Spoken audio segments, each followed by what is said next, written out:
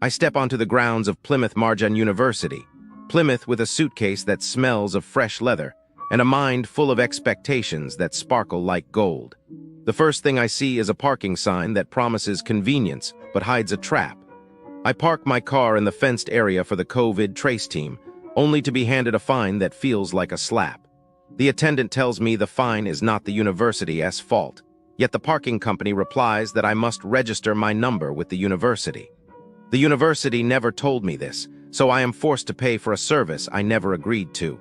This is bad because it steals my money, erodes my trust, and shows a lack of clear communication that makes me feel cheated before I even enter a lecture hall. I walk to the reception where the staff give me a look that says you are a bother. Their greeting is as cold as a stone. When I ask for help about my accommodation, they smile and point me to a form that circles back to another desk. This endless passing of paperwork is a sign of poor management. It makes me feel invisible and disrespected, and it wastes my time, a resource that I value more than any cheap tuition fee. My room in the hall called Coleridge is a box that stinks of stale alcohol and old carpet. The carpet is dark, patterned, and holds a smell like a cellar after a party. The walls are paper thin and let every noise leak in, so I cannot find quiet. The floor is speckled with bugs that crawl under my shoes, reminding me that cleanliness is missing. A dirty room is more than an eyesore. It harms my health, raises anxiety, and makes me dread returning each night. The price I pay, over £6,000 for a year, feels like a robbery when the space feels like a forgotten storage unit. The communal kitchen is a battlefield of dishes piled high, hair clippings left on the table, and the smell of old food. My flatmates cut each other's hair on the dining table and leave the mess for me to clean. I have to sift through the debris just to cook a simple meal. This chaotic environment shows a lack of respect and responsibility. It forces me to take on chores that are not mine, draining my energy and turning my meals into a source of stress instead of comfort. I am excluded from flat events by two girls who whisper and point, making me feel like an outsider. Their cruel jokes and silent treatment create a climate of bullying. When I try to speak to the reception about the harassment, they watch with amused faces, doing nothing. Their inaction is a betrayal of duty. It leaves me isolated, lowers my self-esteem, and deepens my loneliness. Isolation on a campus that promises community is a hollow promise that damages mental health. The fire exit door, which should stay locked at night, is always open, allowing strangers to wander in.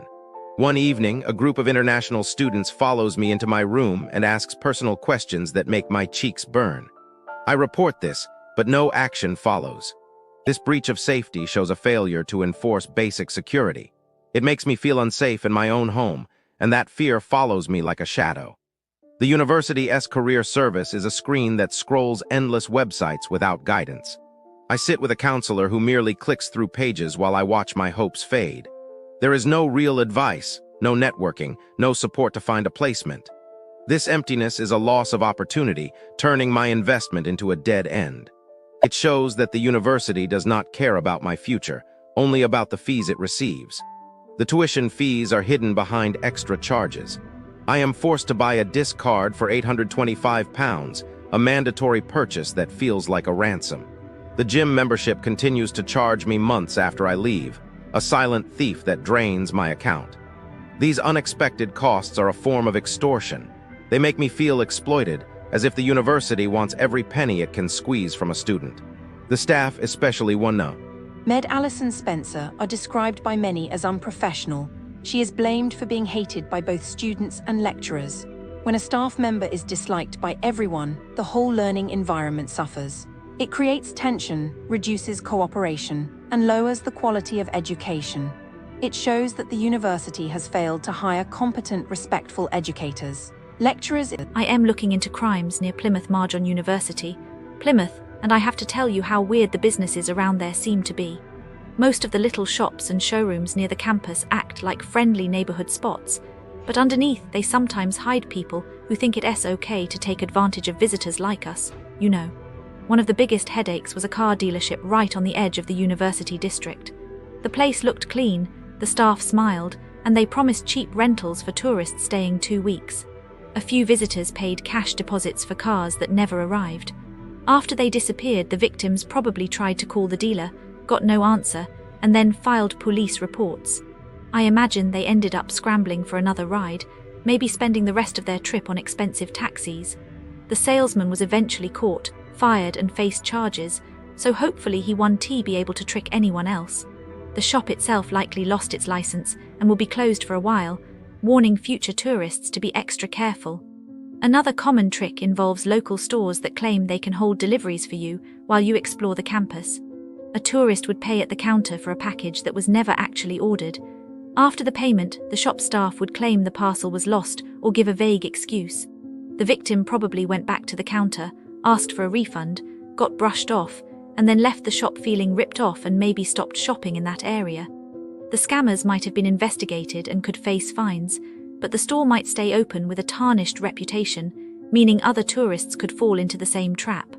Even the municipal vendors got tangled in a fake invoice scam that cost the town over £100,000. That kind of fraud hurts the whole local economy, so the shops you visit for souvenirs could see higher prices or less stock. The finance director quit, the culprits were likely traced and charged, and the town probably tightened its invoice checks. It's sad how these tricks spread, but you raise smart enough to stay alert. The businesses that sit close to Plymouth Marjon University carry a common feeling of disappointment and frustration. Most of them seem to forget that a visitor wants a smooth and pleasant experience, and instead they deliver overcrowding, high prices, broken facilities, and indifferent staff. This pattern shows why anyone looking for comfort or good value should keep their eyes open and their expectations low. Take the main shopping center, Drake Circus. All the stores together feel cramped and noisy, the lifts move as if they are tired, and the car park becomes a maze that steals time and fuel. People talk about long queues for lifts, waiting for a bathroom that never works, and a whole building that looks like it was designed by someone who hates space. The food places inside add to the problem. One sushi spot asked customers to use a faulty app, another burger joint served cold, soggy chips, and a price that did not match the quality. Even the big-name jewelry shops often run out of sizes, leaving shoppers empty-handed after a costly trip. The overall impression is a place that tries to be modern, but ends up feeling old, noisy, and costly. The spa at Boringdon Hall follows the same story. The changing rooms are described as dirty, the water jets are often turned off, and the pools smell of too much chlorine. Guests report that the spa is always full, leaving no quiet corner to relax, and that staff move belongings without asking. Booking a treatment can become a long wait, and sometimes the time of the appointment is changed at the last minute with no refund offered. The spa tries to appear luxurious, but the reality feels more like a crowded swimming pool with a broken towel rack. Even the small coffee shop, the Hutong Bagel Co., shows the same lack of care. Customers describe bagels that are hard beef, that is overly fatty, and a taste that does not match the price. The staff are friendly, but the food does not live up to expectations.